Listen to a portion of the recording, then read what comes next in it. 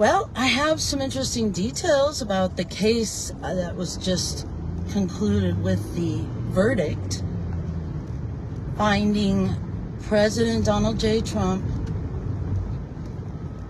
guilty of 34 felony counts of falsifying records. Now, I know the deal with it.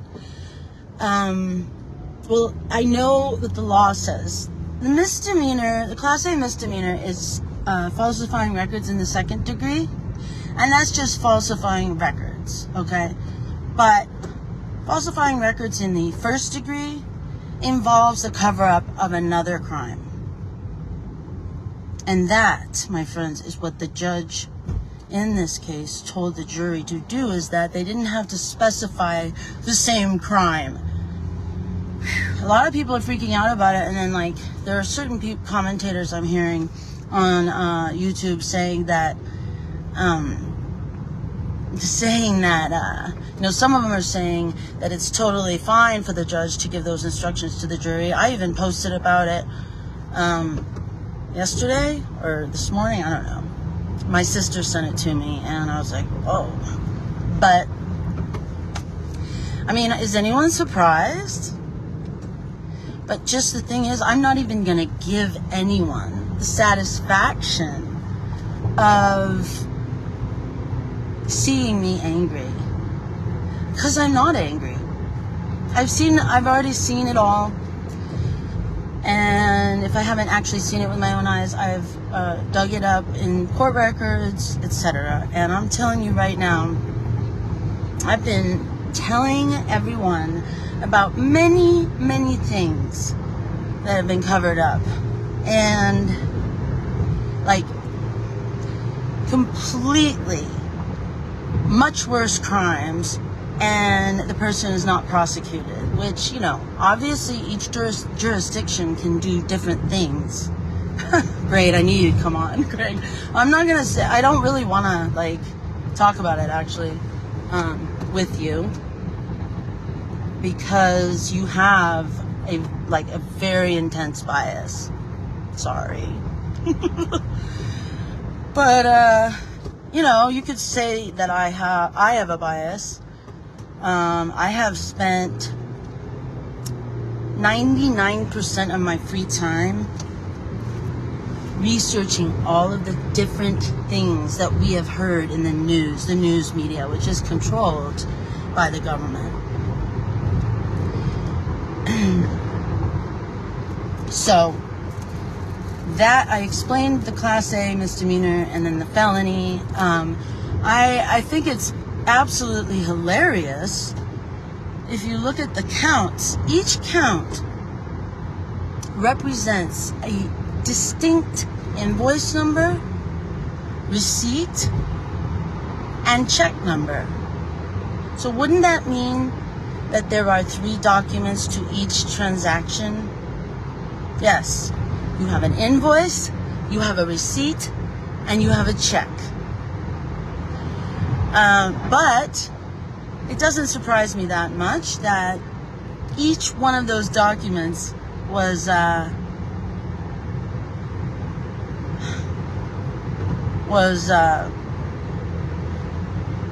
made into another count. That's very disingenuous and very deceptive. But you're not right, Greg. You're not right.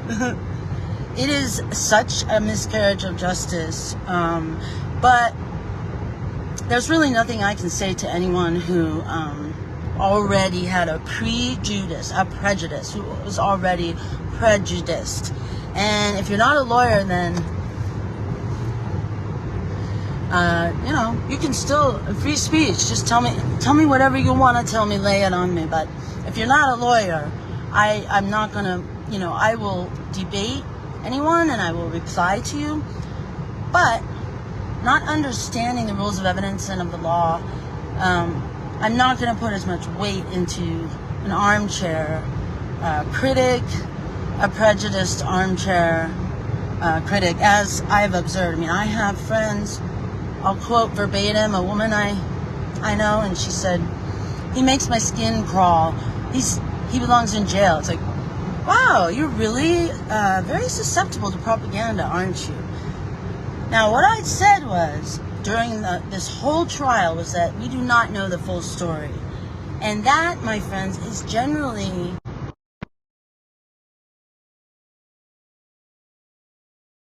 My phone is going to die soon, but I just wanted to jump on briefly anyway.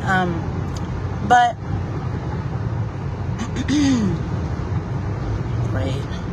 Just totally... Oh, in general, what I've found just in the last 6 years, okay, maybe it's 7 years now, I don't know, or 8, I've found that oftentimes when there is deception or misinformation, it is because it is not the whole story. And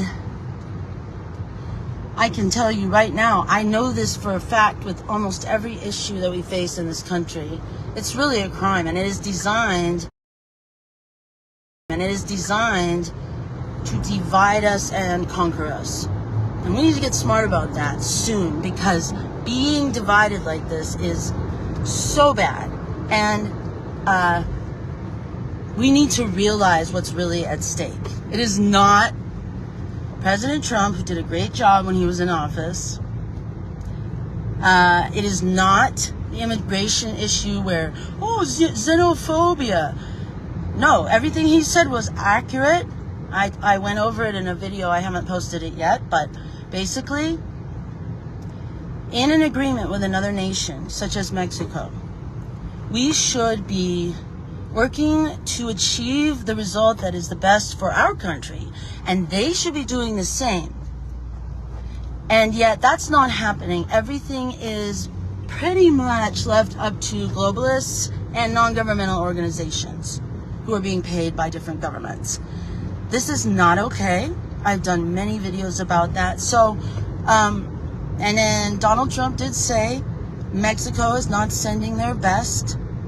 And so, they're sending rapists and blah, blah, blah. And in some cases, that good people. Now, I was really mad about that when he first said it. And no, he does not sugarcoat anything. And doesn't even try to make himself like soften it. He doesn't really try to soften it. Hey, I'm not the creator and host of a successful reality TV show. And I also don't own a chain of very successful hotels and golf courses. And the bankruptcies that everybody always uses are simply, you make each property a new company. That building is a new company. So during the early 90s, a lot of people lost their shirts. And yes, 5 projects, I guess they went bust. I don't know all the details, but if you think that's an indication that someone's a failure, then you're obviously not a real estate person. Commercial real estate, hospitality industry, commercial hospitality, which is what hotels would be. So what am I just rambling? No, I'm not a successful business owner. I was a very successful reporter and still am. Independent. I have a code, a moral code that I apply. I apply the principles of journalism, which are extremely sound. You'd be surprised. They really do get you to the truth. It's amazing. You need to corroborate anything you hear by getting it from more than one source. And it shouldn't be super, super hard. But think of all the things that everybody believes about this man. They are all, almost all, one source. Items, one source accusations, hearsay. The whole story is omitted. Michael Cohen his story has not really been told. He's got ties to Ukraine. He worked for Trump for 10 years, I think, from 2006 to 16. And I do know one thing. Did you hear that the jury went on vacation for a week before coming back and deliberating? What do you think of that? People who are watching live or people who are watching this pre-recorded?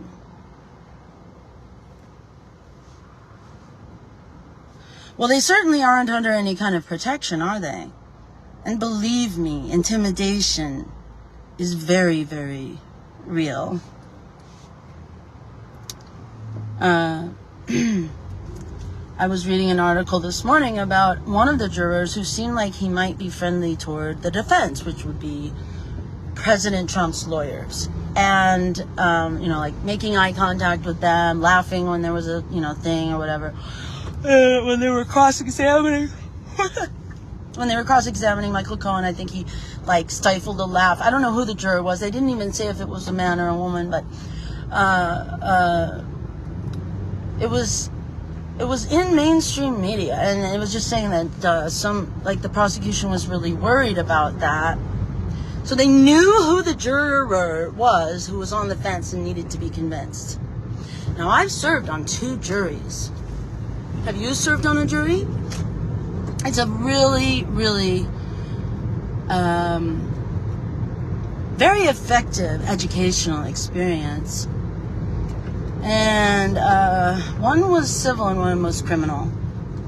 And I believe that we found, for the defendant in the civil trial, and we found the defendant guilty in the criminal trial, and we had to be unanimous. So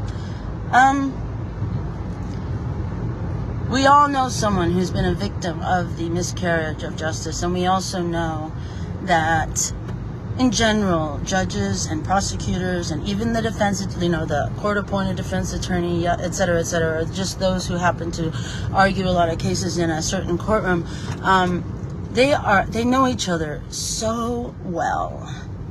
And they just go back into the chambers, and most cases, look at the statistics, are plea bargained. This is easier for everyone who is working on the case, right?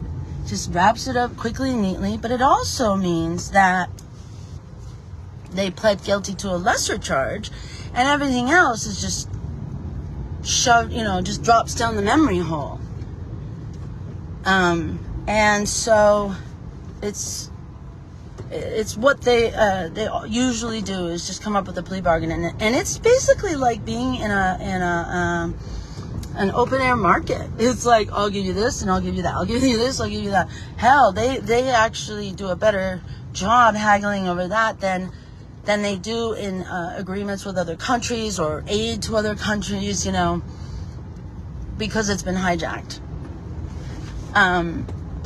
So, after a certain point, when somebody does not look into the things that I'm telling them, or doesn't really think, it's obvious that they don't, and they just really want to be right. I mean, what am I supposed to say?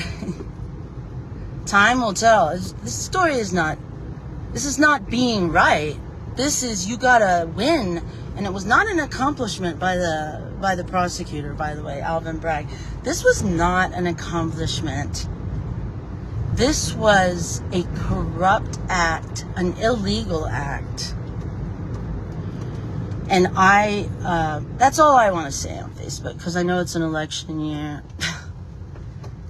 Yeah. Well, go. That's fine. I wish I wasn't so busy, Greg. You're welcome. You have free speech. I'm just saying that, from what you've been saying recently in your comments, it's like, I don't see any effort to look into some of the things I've told you about, or perhaps go over them again and think about whether maybe there's a different motive or reason. And, prejudice is, it doesn't go very well with justice, right? Prejudice. I don't care who it is. It could be Charles Manson, but I've always said people should not be tried in the media. Well, Donald Trump was unconventional, controversial, but not racist. I'll fight you. And not anti-immigrant. Yeah, because his wife is an immigrant. People say that's like a hypocrisy. No, it's not, because he's not anti-immigrant. I talk about this in the video I'm gonna post. I did one in my regular voice, and then I did kind of a different version in a New York accent, so it's not ready to go yet. But I just really delve into the whole situation with Donald Trump and the border. I mean, all I gotta do really right now is tell you that he's not saying anything different than Bill Clinton and Barack Obama, except those were Democrats who take for granted that the downtrodden and the tired and the poor and the people of color and minorities are going to side with them, because that's what they've always known. And I fell for it too. But if you see that Bill Clinton and Barack Obama saying that we need to get the border protected, and vetted, people vetted, is no different than a Republican saying that, then you'll see that the whole idea that Republicans are the spoilers and mess everything up, because that's the only way it would make sense that nothing has really ever gotten better or changed, right? But actually, they're not the spoilers. They're the foils. Republicans are the foils. And I'm not a huge fan, you know that, of rhinos. But I think that it was really smart for Trump to run in one of the two main parties in our system. I think that they're being artificially kept down to two. I don't think it's endemic to our system that we have, which is pretty unique. It's it's not a parliament, but